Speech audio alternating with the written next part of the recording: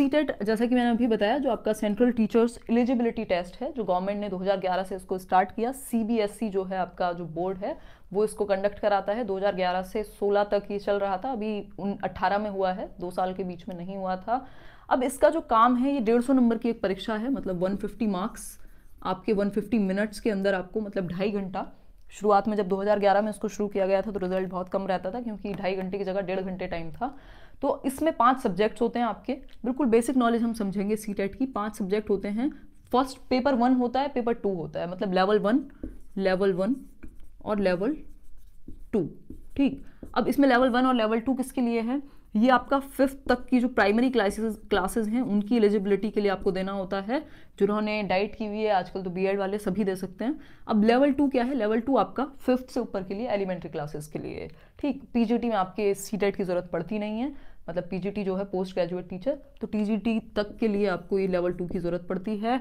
अब इसमें क्या है, 5 सब्जेक्ट हैं। लेवल 1 की अगर हम बात करें, 5 सब्जेक्ट में क्या है, एक आपका सीडीपी 30-30 नंबर के 5 सब्जेक्ट, तो 30 × 5 150 हो गया।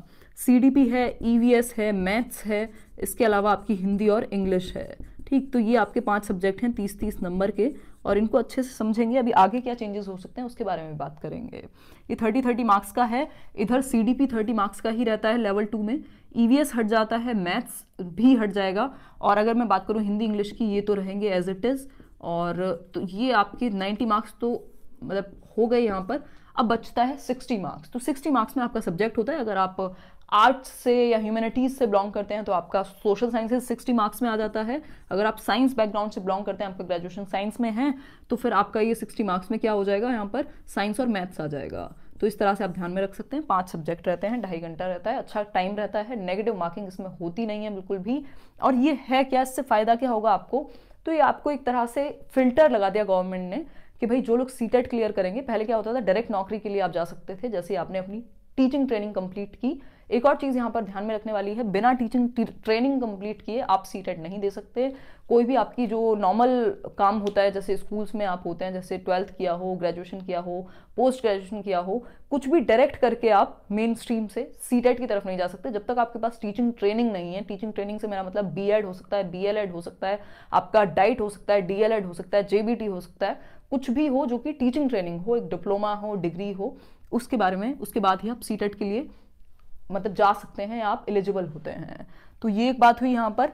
अब यहाँ पर एक फिल्टर लग गया कि भाई आप गवर्नमेंट जॉब के लिए तब जाएंगे जब पहले आप सीटेट क्लियर कर लेंगे। आपको बेसिक नॉलेज है अपनी टीचिंग ट्रेनिंग के सब्जेक्ट्स की या नहीं, आप थोड़ा बहुत समझते भी हैं बच्चे की साइकोलॉजी या नहीं, तो ये चेक कर लिया जाता है सीटेट के टाइम पर। और जो लोग सीटेट को मतलब 60% मार्क्स चाहिए होते हैं, 150 में से 90 नंबर आपके जनरल में, और बाकी कैटेगरीज के लिए 82 55%, तो जो लोग 90 और 82 कैटेगरी के हिसाब से इतने नंबर लाएंगे वो क्वालिफाइड हैं, उनको एक सर्टिफिकेट दिया जाएगा सीटेट का।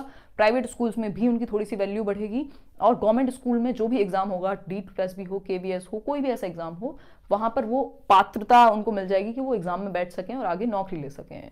तो सीधी सी बात हुई, सीटेट कोई गारंटी नहीं है। अगर आप वेबसाइट पर जाकर के देखेंगे, ये कोई गारंटी नहीं है कि आपको जॉब दिला देगा। ये एक सर्टिफिकेट है जो आपको थोड़ा सा आगे भीड़ में ले जाकर खड़ा कर देगा। जो फिल्टर्ड भीड़ होगी, जहां पर जो लोगों ने क्लियर किया होगा वो नौकरी के लिए खड़े होंगे, वहां पर आपको फिर से फाइट करनी होगी। अब इसके लिए चाहिए क्या होता है, मतलब मैं ये तो नहीं कहूंगी आप ये किताब ले लो, वो किताब ले लो। जो बेसिक 3 चीजें मैं जिनको फोकस करके चलती हूँ, और हमारा सीटेट का जो बहुत एक अच्छा पॉजिटिव रिस्पॉन्स रहा है, जिन भी लोगों ने इस बार लेट्स लर्न से प्रेपरेशन की है, तो ये बात आप सभी जानते ही हैं, देख सकते हैं चैनल पर कमेंट्स वगैरह। तो यहाँ पर 3 चीज़ें मैंने बेसिक शुरुआत से बताई हैं 2016 से ही, कि एक तो आप अपनी टीचिंग ट्रेनिंग बुक्स को फोकस करें, कुछ आपको अलग से लेने की ज़रूरत नहीं है। टीचिंग ट्रेनिंग बुक्स जो भी आपने जेबीटी डाइट में पढ़ी हो, इसके अलावा आप NCERT बुक्स, अगर प्राइमरी के लिए जा रहे हैं तो 5th तक की, अगर आप जूनियर के लिए जा रहे हैं तो 8th तक की बुक्स। इसके अलावा अगर मैं बात करूँ तीसरी कौन सी चीज़ है, तो आप ध्यान में रख सकते हैं प्रीवियस ईयर पेपर्स को। तो प्रीवियस ईयर पेपर बहुत ज़्यादा मस्ट हैं, 2011 से 16 तक और एक 18 का। तो ये आपके पास पेपर होंगे। आर गुप्ता की एक बुक आती है, उसमें ये सारे पेपर आपको मिल जाएंगे। और अगर मैं बात करूँ, ये 3 चीज़ों को तोड़ दिया है। NCERT आप यहाँ पर समरी भी पढ़ी हुई है, EVS हो या कोई और अदर चीज़ें हों, जो सोशल साइंस वाले हैं वो भी NCERT पढ़ेंगे। टीचिंग ट्रेनिंग बुक्स पढ़ेंगे आप, थियरीज वगैरह यहाँ चैनल पर भी पढ़ी हुई हैं। ये बेसिक काम है जो आप अभी से शुरू कर दें, क्योंकि उम्मीद है कि सिलेबस वगैरह में चेंज आएगा, लेकिन फिर भी ये बेसिक चीज़ें, इनको कोई नहीं बदल सकता। प्रीवियस ईयर पेपर के बिना काम चलेगा नहीं। तो ये 3 फंडामेंटल्स हैं जो आपको शायद या तो कोई एक्सपीरियंस्ड हो या जिसको आपसे कोई बहुत ज़्यादा मतलब ना हो, कोई फीस वीस ना लेनी हो, वो आपको ये चीज़